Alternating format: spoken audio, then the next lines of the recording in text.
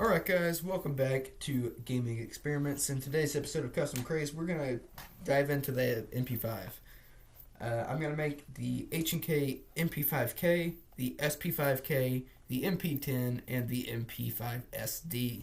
If you know anything about guns, you should be able to recreate this yourself. But if you don't know a whole lot about firearms, I did this for you guys. I love firearms, so I know enough about these to create these just from memory. I am hopefully going to be able to record a 1v1 video with all my Xbox Live friends in a little while, and we might have like a 1v1 video for you guys in a couple of weeks, maybe days. Depends on how fast I can edit this. This video alone has taken me like 6 hours just to get all the crap from my Xbox to my laptop. So these take a long time. Please enjoy this video and give me a like. If you're not subscribed already, a subscription is highly appreciated. Go ahead and go do that, and let's get into the friggin' video. Alright guys, the first variant is obviously the basic MP5. I do this in all my videos, I'm just showing you the basic variant. There's nothing special here. Here's some pictures, here's some gameplay. Good gun without any attachments or anything, but why would we make a custom craze video if we weren't going to attach stuff to it? So we're going to go ahead and move on to the next gun.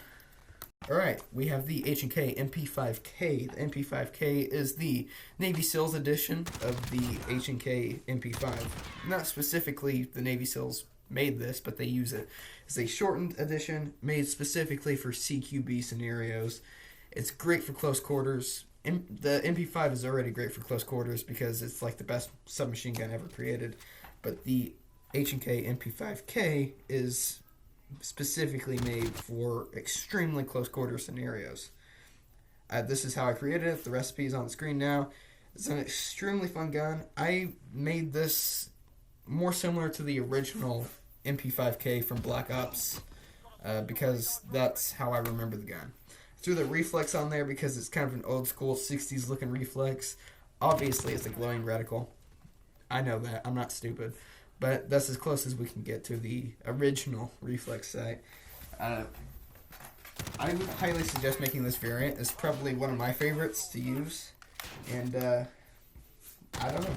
I think it's a nice variant. It was very worth including. Probably my favorite gun in Black Ops. You guys saw me use it in my Black Ops video I made a while back. It's a superb gun. We're going to go ahead and move on to the next variant now, though. Alright guys, the next variant is the SP5K. Now, in case you're wondering, the SP5 is the civilian edition of the MP5. The SP5K, it's a short-barreled, it's basically the MP5K, but for civilians. It has a slightly different barrel, as you see in these pictures. I'd actually never heard of the SP5K until I started researching HK MP5 variants to use for this video. But surprisingly enough, they have the barrel for this gun in Modern Warfare, so I decided to make it. I don't like this as much as the MP5K, I gotta say. And for realism, I probably should have used it on semi-automatic. I did not do that, but don't judge me too much. It's basically just to show you guys how to make the gun. It performs well on fully automatic. This gun's not going to be good on semi-automatic no matter what you do, so just don't do that. Alright, the next variant I have for you guys is the H&K MP10. The MP10 is pretty straightforward. It's an MP5, but 10mm. Need I say more? It's pretty good. It's one of my favorite variants of anything to use in the game. I run the MP10 all the time. This is my setup. You can, literally there's nothing specific you have to use aside from the 10mm mags. I just threw these attachments on. This is what I like to use as my MP10 setup. Feel free to go crazy with it. All you gotta do is change the mag. It's so easy. I like the 10mm better than the 9mm. It has more stopping power than the 9. Of course, I've never shot a 10mm in real life. I've shot a 9mm, never shot a 10. Hopefully I can do that soon because I'd like to actually compare. But in the game, the 10mm is better than the 9. Actually, the H&K roasts people who like 10mm and the HK MP10 all the time on their Instagram. So if you guys don't follow them, you should do that because they're pretty dope. They're a great firearms manufacturer and they have a pretty funny Instagram/Facebook presence. They just like to roast their followers a lot. Alright guys, the final variant of the MP5 is the MP5 SD. The MP5 SD is a stealth-based edition of the MP5. It's got a stealth-specific barrel. It's meant for Spec Ops type stuff. Of course, it's got an integrated suppressor.